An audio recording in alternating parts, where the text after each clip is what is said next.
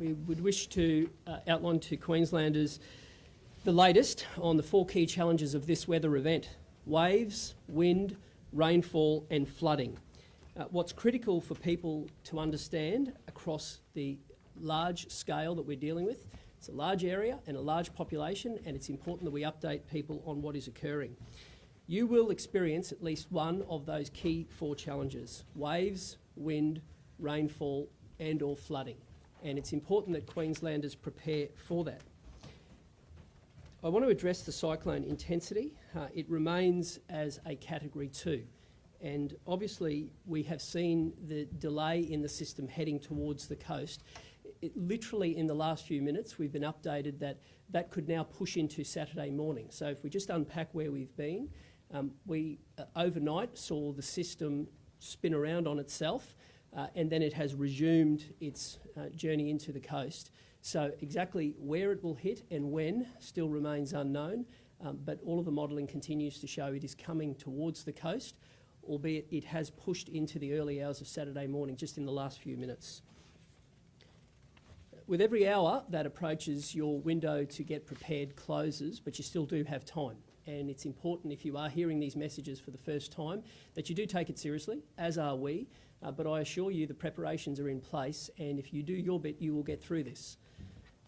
We're asking Queenslanders to be aware of 2 types of flooding, and as the cyclone approaches the coast, I want to address both of those. The first is storm tide flooding. That's the importance that we explain why that is so pivotal. If the system crosses the coast, particularly on a high tide, there is the real risk of inundation in those storm tide areas. Now, on our website, disaster.qld.gov.au, all of the local governments have what they call their dashboard, and if you click on your local government, there are maps that show different scenarios, and if you are in one of those storm tide areas. If that is the case, you need to make a plan, and it is important that you do have a plan in place to deal with that.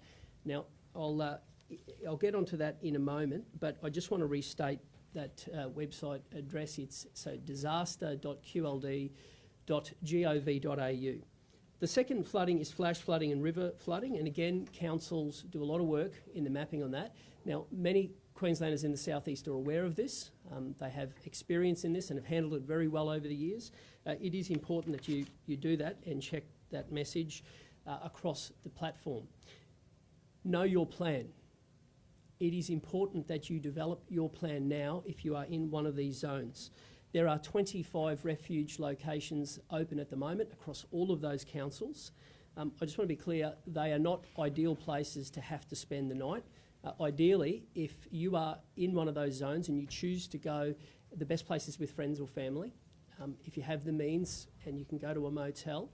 But if you don't have that means, if those options aren't available to you, those evacuation centres are there for you to get you out of harm's way, and that information is on that website. For people with this information, I just have to make the following point. If you are not in one of these zones, and that is the vast majority of Queenslanders, the safest place for you is in your home.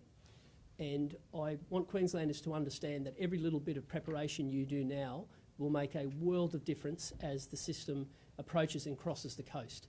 It's the little decisions and the little actions you take today that make a world of difference. Do another check around your yard, have a look if there are loose items which could become a projectile. If you do have a window to remove anything that could be of danger, please do so. Have a look inside, get your valuable items together. If you do have to leave, it's imperative that you've got your passport and your driver's licence and any of those key identification means, because that helps you get back on your feet after an event. Do you have bottled water and food? They are the little things that make a world of difference. My message to Queenslanders today is that we will continue in every way, shape and form to explain the system as it comes and as things change, and the when and where will continue to remain unknown. As we get that information, we will give it to you. The area at the moment is still between the Sunshine Coast and the Gold Coast. That zone will tighten as it gets close. I do want Queenslanders to be mindful that The southern part of that system will provide many challenges, but right across that area, please do your preparations now. We have a plan in place, and we're asking you to have a plan in place as well. And if you do, you will get through this event. History has shown that, and we have seen how well Queenslanders at the other end of the state have handled these events over the years. And whilst it is rare, they have occurred in the southeast as well. And Queensland is a resilient state. And I have every faith that people can handle this event, and we will continue to provide the information to you. I want to turn to some of our focus areas. So I want to start with door knocking. Mass door knocking over the last few days has occurred. I want to sincerely thank not just the local governments who have led it, but also police, fireys, SES, all of the emergency services personnel who have helped in that endeavour. There have been a great level of awareness that has been brought from that. That is just one place where you get your information. I mentioned that website before, disaster.qld.gov.au, but there will be text messages that will be sent. There is up-to-date information on that website. The Bureau of Meteorology will continue to update people. It's important that you use a raft of platforms to get that message. Power outages. We are starting to see the first of the power outages following some gale force winds. That is predominantly where trees have started to knock over power lines. We'll see more of that, and I want Queenslanders to know that we will get them reconnected as quickly as possible. Right now, crews from Energex are actually reconnecting as quickly as they can while it is still safe to do so, but we have pre-positioned a really large number of staff who are ready to assist. And we even have those contractors who will be there to clear the trees so those electricity staff can go and reconnect power. We've done the preparation, and we want Queenslanders to know that there'll be no daylight between the response and the recovery. That's our commitment to you, and we're asking Queenslanders to do the little things now in your preparations, which will make a world of difference for that recovery. We would expect to see numbers of power outages continue to rise as the system gets closer, and as the winds and the rain and indeed the storm surge gets closer as well. Schools. There are 1,030 schools closed today, and there will be that same amount closed tomorrow. As I said, we have continued to make sure we provide that information the day before so that parents are able to plan. I want to thank the staff and students and parents who attended school yesterday and the way that they have prepared for today as well. There are 324 early childhood centres that are also closed. The bulk of that information is on the disaster website. You can Google schools Queensland closures as well, but we'll continue to provide that updated information, but we'll do it the day before to ensure that you have the information to prepare what you need to continue with your lives. Transport, roads and bridges. We are endeavouring on the roads and bridges that we control to keep them open for as long as possible. That is absolutely essential for those key workers. As the system continues to move in, my message to Queenslanders is if you don't have to be on the road, the best place is at home. But it's important that we keep roads and bridges open for as long as we can so that those heroes who serve you are able to get to you. And we'll continue to discuss that. Public transport is closed today and tomorrow, and again, we'll keep people posted on that. Regarding aviation, the airlines are talking directly to their passengers. We thank them for that. And those closures and reopenings is done between the airports, the airlines, with the information that they get from the Bureau of Meteorology. Turning to health. Elective surgery will not be in place today or tomorrow, but the hospitals remain open for emergency procedures. We've actually rostered to make sure that can occur, and I do want to thank the health staff, many of whom will be in fact spending their time at those hospitals and overnighting in many cases to be able to then serve the community the day after. We have also got extra ambulance officers who are now in shift, ready to go to help you. The best thing you can do for them is stay home if you're out of those flooding zones, stay safe, and I assure you they'll be there to serve you if you are needed. Supermarkets, we continue to give the information to supermarkets about the weather system, and they are making their decision to open on a case-by-case basis based on a raft of things, including their access to their staff. We thank those workers who are going in today to pack shelves, man checkouts, ensure that Queenslanders can get that last-minute goods, and we want to thank them very, very much for that. 34 water treatment plants are in place across the area. They have all been fortified. Backup generators are there. Every capacity has been put in place to try to keep them online. In disasters, it's those things that we take for granted every day that really make the difference. Things like power and water and the ability to get around roads. And we have to do everything we can to make sure we get a fighting chance to get them back up and running as quickly as we can. To vulnerable people, I want to thank the way that we have worked across levels of government and indeed the private sector, particularly with aged care. There's been a full assessment done on any of the aged care homes that are in vulnerable areas that are potentially subject to that storm tide or those river flooding, and things have been put in place, plans have been put in place to make sure that those Queenslanders are kept safe, as we have with the homeless, and work continues with the department offering accommodation for those people on a short-term basis. That will continue to be offered to them, and that work continues today. As we get the latest analysis from the Bureau of Meteorology and all of those other agencies, we will give it to you. And the information I provided about the delay of the crossing potentially into the early hours of Saturday morning is only minutes old. As we get it, you'll get it. And I want Queenslanders to know we are taking this seriously, and we're asking you to do the same. We will provide you the latest information. I just want everybody to know the kind of support that we have received.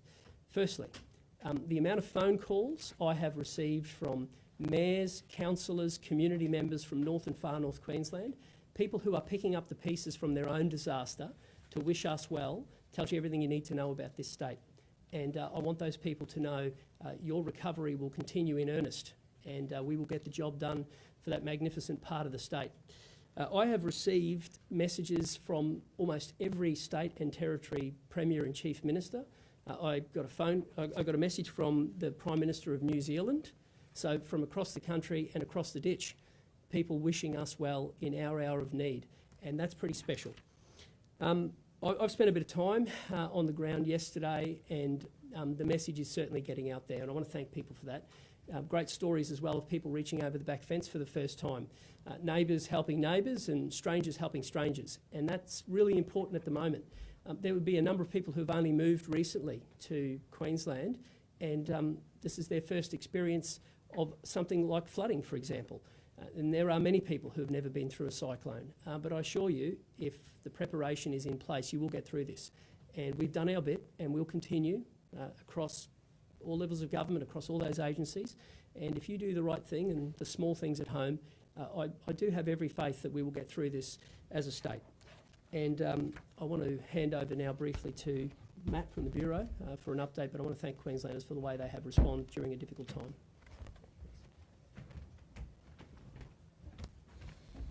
Thanks, Premier. Tropical Cyclone Alfred remains a Category 2 system and is currently 280 kilometres east of Brisbane. It is moving west at 10 kilometres per hour towards the southeast Queensland coast. Overnight, Tropical Cyclone Alfred, and in fact briefly doubled back on its path. Its current movement has resumed that westward track towards the coast. This erratic movement has resulted in a delay to the forecast crossing.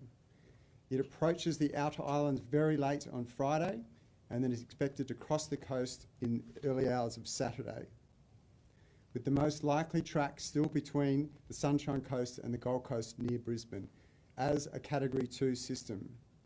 A Category 2 system means winds near the centre of 95 kilometres per hour and gusts possibly up to 150 kilometres per hour, particularly for those exposed locations around the southern flank of the system. A tropical cyclone warning remains in place from Double Island Point to south of the Queensland-New South Wales border, and coastal hazard warnings for large waves, abnormally high tides and severe weather, as well as flood watches, remain in place. In terms of the coastal crossing, that is important, but let's talk about the impacts from the system, because it's not right to get hung up on the coastal crossing. The wind impacts, we're already seeing those start to develop on the exposed locations along our coasts, with gusts reaching 80 to 90 kilometres per hour already. We're expecting those to continue to develop into this evening, and then increasing to those destructive wind gusts up to 150 kilometres per hour as Alfred approaches the coast, and again, particularly about those exposed areas on the southern side of the track. Large swells and powerful waves have been observed along the Queensland coast for several days now, and the wave recorder off of the Gold Coast recorded a 12.3 metre maximum wave height late yesterday. That is a record for that site.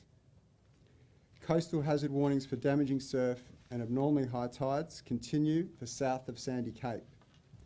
Tropical Cyclone Alfred continues to produce the risk of a significant storm surge, and again, that is most likely around the southern side of the system. This means as the system crosses the coast, we may see sea levels 1/2 to 1 metre above the normal highest astronomical tides. And if the system crosses at exactly high tide, there is the risk of seeing storm surges up to 1.5 metres, particularly around the Redlands Bay area and the Gold Coast. In terms of rainfall, Tropical Cyclone Alfred is expected to produce heavy to locally intense rainfall over southeast Queensland from late today through to at least Saturday. With daily rainfalls total of 200 to 400 millimetres, this could mean totals of over 800 millimetres for this event. In terms of flooding, that rainfall is expected to produce both flash and riverine flooding, and both of these types of flooding can be life-threatening. Flood watches are current across the Mary, the rivers of the Sunshine Coast and the Gold Coast, as well as the upper and lower Brisbane, the Logan and Albert rivers, and also the Condamine and McIntyre rivers. Those flood watches are likely to be upgraded to warnings as we move through today and the system approaches. So in summary, Tropical Cyclone Alfred remains a Category System 2. Its movement did slow overnight, but it is, as I said earlier, it is now currently continued that movement back towards the southeast Queensland coast. So the hazards including the wind, rainfall, storm surge and flooding remain, and we expect them to develop through the day today and then increase as the system approaches the coast. What we've seen overnight in terms of the erratic movement of the system reiterates the fact that this is an evolving situation, and the Bureau will update our warning products as this system evolves, particularly as it approaches the coast. So I urge the community to stay up to date with those warnings via the Bureau app and our webpage, as well as obviously the messaging from emergency services. Thanks. Thanks very much. Well, it's obviously been an anxious week, a difficult week for people in southeast Queensland and northern New South Wales. I door-knocked parts of the northern Gold Coast yesterday, was able to speak to a number of residents. So impressed by the planning that is going on at that household level. People are preparing, they're aware of the risk, they're taking the steps necessary to ready their property, and they're looking after their neighbours. And I want to thank all of the people who are out there listening to the warnings that are being provided by the Premier, by emergency services personnel, by Premier Minns, and taking the steps necessary to look after the safety of themselves and their families. You can tell from the report that you've heard this morning from Premier Crisafulli that there is an enormous amount of work going on. I want to thank all of the personnel, police, emergency responders, council workers, utility workers, who stepped in and are really doing everything they can to prepare this state for what is to come. I want to give a brief update on the steps that the Commonwealth are taking. As I've said on many occasions, we do not lead this event. The Queensland Government is leading this event here, the Minns Government is leading it in New South Wales, but we want to be the very best partners that we can be, and when resources are requested, we're keen to make sure that we are able to support states in this regard. This morning, the Prime Minister indicated that ADF personnel will be available in Queensland to support police and SES to identify and support people after the event, particularly people at risk.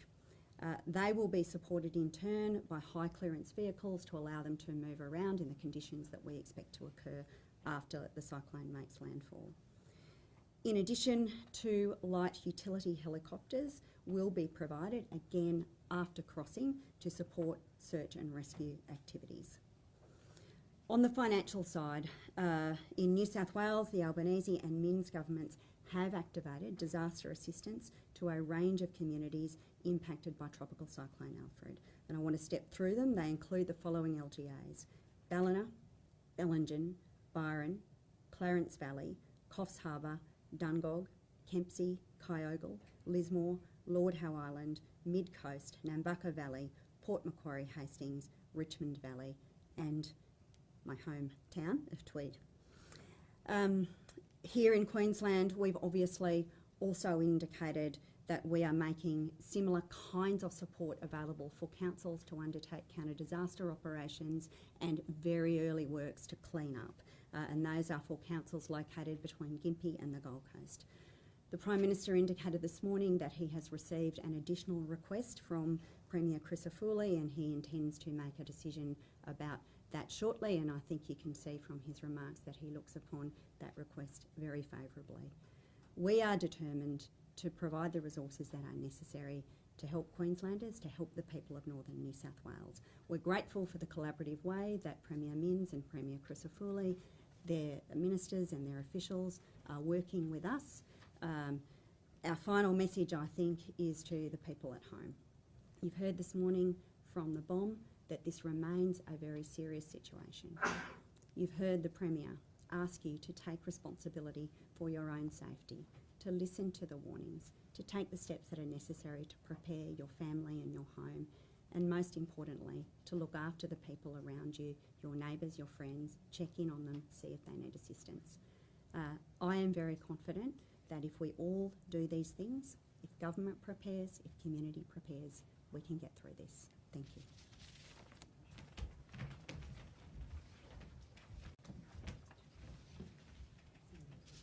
Good morning.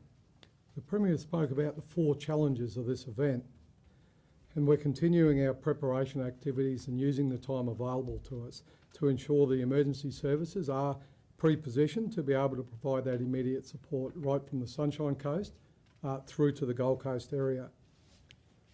However, while we continue to prepare for the winds and the storm surge, it's also important that the community start preparing for the rainfall that we've heard the bomb predict, which will bring both flash flooding and riverine flooding over the next couple of days.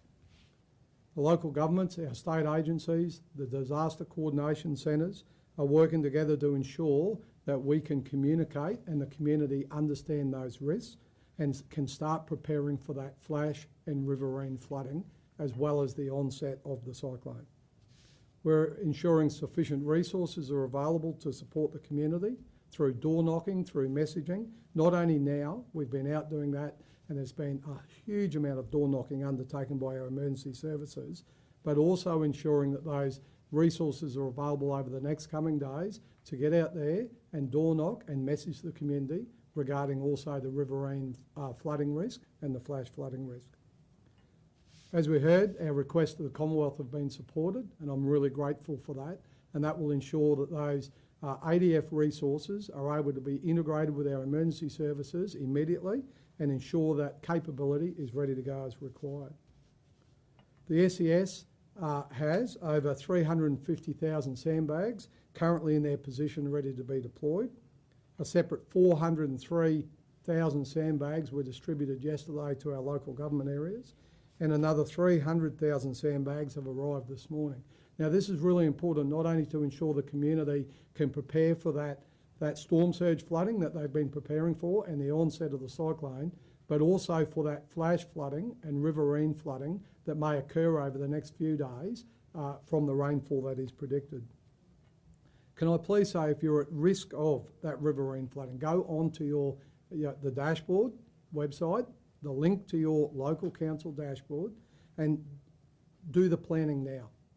Have a plan not only for the cyclone, but the rainfall that we're going to see following that cyclone, because there won't be a huge gap in between.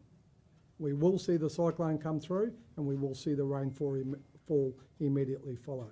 If you're at risk of flash or riverine flooding, please don't take unnecessary risks. Do not drive through the floodwater, and please consider your safety. That risky behaviour of driving through floodwaters not only puts you at risk, your family at risk, but it really does put all of our emergency services at risk. Thank you.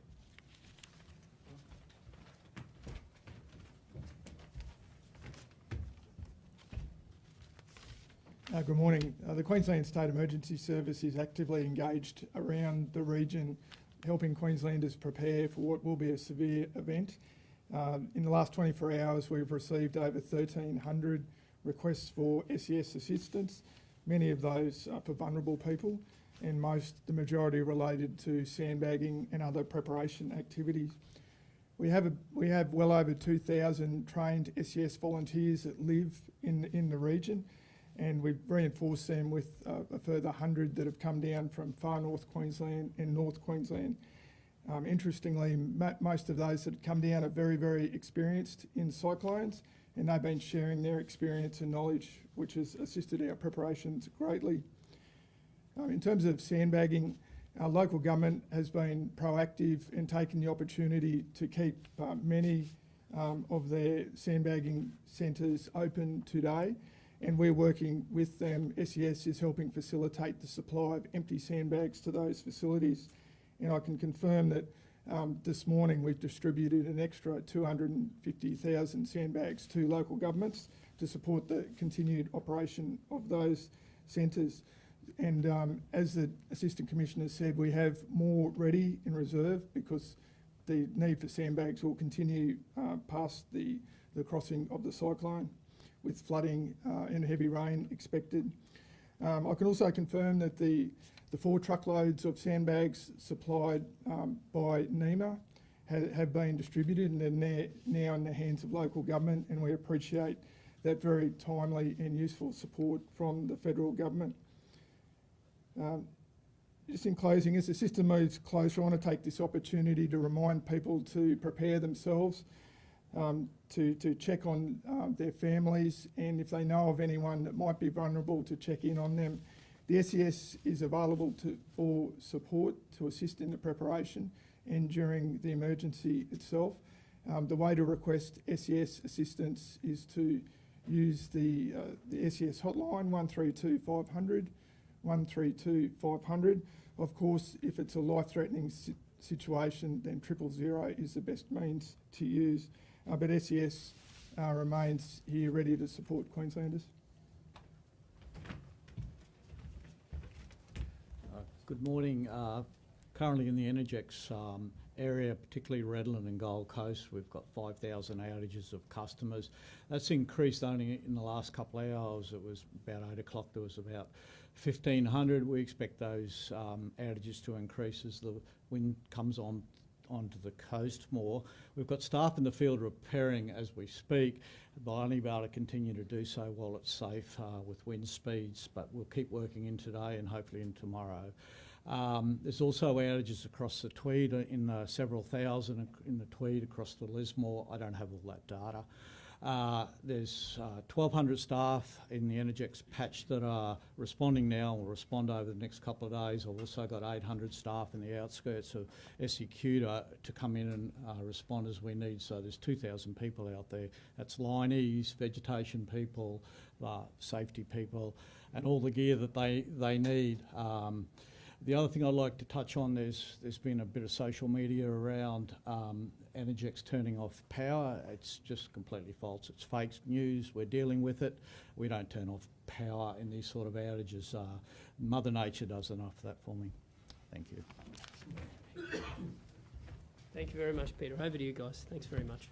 Premier, there are lots of homeless people just this morning questioning how to get to these refuge shelters. Is there a plan to typically move them given public transport isn't? Yes, there is, and staff from the department will continue to go out there and offer any support. I just want to be clear, there is the Department of Housing, the Queensland Department, has put in enough provisions to be able to house any vulnerable person who takes the offer up. Those offers have been made over the course of the last couple of days.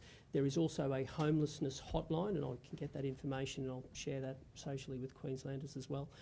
There is a hotline if people want to call, but those provisions are in place and every effort will be made to assist those people to get from a park to accommodation if they require.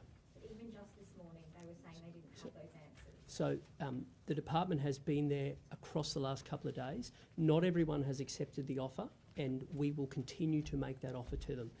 My view is that during a disaster event, how you treat vulnerable people is a mark of the kind of society that you are, and it is important that if there's someone in an aged care home, they need to be given every opportunity to be safe, and likewise if there's someone who's sleeping rough. Now, I've spoken a lot about my vision for housing in this state, and I'm, obviously at the moment we're focused on a disaster recovery, but we do need to provide more housing, and that's a long-term goal of mine. But in the short term, there must be provisions for people who are in a vulnerable position. The department will continue to do that and offer that. Now, not all of those offers have been accepted for a raft of reasons, and I'm sure you understand that, but we'll continue to make those offers. What about aged care homes? Is extra support being offered to them? Yes, there is, and not only, it's a good question, not only is there an analysis done of those aged care homes that are in a vulnerable place, but we also then work with those providers to work out what is the best provision for those elderly people in those homes. Wherever possible, you don't want to move elderly people wherever it's safe to do so. So often it's a case of, can we get them to a higher level? Are we able to have power in place in case there's vulnerabilities with some of their generation at flood level? So all of that analysis is done, but I can assure you if they are in a place where they are unsafe, proactively they will be moved, obviously as a last resort, but our determination is to make sure that everybody is given the best chance to get through this. And again, I am extremely confident that the provisions are in place that can ensure that Queenslanders are kept safe during this event, and I'm urging Queenslanders to do the same. And I've been through a few cyclones, and I can assure you that you can get through them. It's just every little bit of work that you do at the moment makes a world of difference at the other end. And because the cyclone's approach to the coast has slowed, despite the fact it remains a Category 2 in intensity, it's given Queenslanders a little bit more of a window just to double check and triple check your processes, know your evacuation plan, make sure that you've cleared everything as best you can. It has given a little bit more of a window to further improve things, and we've made the most of that window from our provisions as well. Yeah, Jack. Mine is one for the Bureau, but sure. With this system sitting out over the ocean where it is now, does that lead to more intensity? Does it lead to more rainfall in the long term? And could we see the system linger over the southeast for longer? Matt, that's one for you, but I'll make this observation. The moment we get information, I assure you Queenslanders will get it, and we just showed that in the last few minutes. It may change. That's the nature of cyclones, but I take the view that every bit of information we can give people allows them to be able to prepare for whatever that circumstance is, continue to prepare for the worst. That's the best way you can be with these events, and we'll continue to make that information public, as Matt will do right now. Thanks. So the question was around the lingering nature of the system out over the ocean. It is a Category 2 system. Confident about that analysis right now. There was some concern yesterday that may further develop into a Category 3. The chances of that have reduced. As it approaches the coast, that slow movement is a concern in terms of the rainfall and the potential flooding from that, although the latest guidance has similar rainfall around the southern side of the system as it impacts the coast. So there's not an appreciable change in the expected rainfall. It's just a little bit later for the onset of the really heavy rain as the system moves across the coast. As it does cross, how long could it stay on top of wherever it does cross? And could that be a matter of hours where we do get that heavy rain and continued wind? Absolutely, it'd be more than a matter of hours, particularly with the rainfall. The actual crossing of the coast is likely to be sort of 3 to 6 hours, but let's just really hone in on that as the system approaches. As we see that radar imagery and the satellite imagery confirm the movement as it crosses, because typically tropical cyclones as they cross are very erratic. So we'll watch that very closely. But we are expecting 2 days, perhaps 2.5 days worth of rainfall as this system both approaches and then weakens and moves inland. So right through later today, through Friday and into Saturday, we're expecting to see those high rainfall amounts, and the riverine flooding will follow that. The flash flooding will be as that rain falls. So that's a really concerning feature of the system for those areas that get under that really heavy rainfall. Is there a possibility it could linger on top for more than that 6 hour time frame? There is always the possibility that the system can slow down further, and that's why I mentioned, monitoring the radar, looking at that satellite imagery. The Bureau uses those predictive systems as well as observing the system as it's moving. So we can see it on the satellite image, we can see it on the radar imagery, which helps us to then update our messaging, work with the community to make sure they have the best information they have up to date as possible. Has there been a cyclone this slow before, and if so, what did that kind of bring? There have been systems that have approached the southeast coast, the southeast Queensland coast, and in fact they have typically been erratic in their movement. In terms of the way they track either down the coast or across the coast, every single cyclone is different. Even a tropical low, even if it's not a cyclone, can produce extreme rainfall amounts. You didn't predict the way it stalled. Is there a chance it could do that again and move eastward, or is that westward track still very certain? The current westward track, and that is off the satellite image. That's not a model or an analysis. That's the analysis, I should say, of the satellite imagery. So that's the real situation now, and it is continuing that westward movement. So it did stall, and then it resumed that movement. That is the absolute latest information. When we look at the prediction, it continues to move west, and that is exactly what our warnings say, and we'll continue to update those as we need to. Is there concern for inland communities as well? There certainly is, as the system moves inland, particularly, as I said, on the southern side of the system. So for the scenic rim, for those places where you've both got topography and the sort of bands of rain around the cyclone are likely to wrap in, those inland areas, and the flood watches and warnings do extend to cover those areas. Are there concerns that the strong winds could also last longer as it crosses? Yes, certainly if the system does stall, but typically as these systems approach and hit the coast, they are erratic, but they also weaken.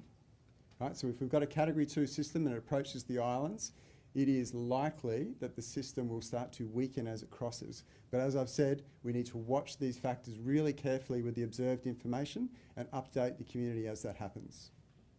I know this is a question for Peter or not, just around solar panels. What do people do with solar panels? Do they turn them off or they leave them on? Thanks for the question. Better practice is to turn the solar panels off, and some of them are on the inverters and also the switchboard. It's just in case you get roof damage, and you get roof damage and you decamp from your premises, you don't want that that potentially live. It's not mandatory. It's just a really good safety thing to do. On Energex website, we've got some instructions on how to do that.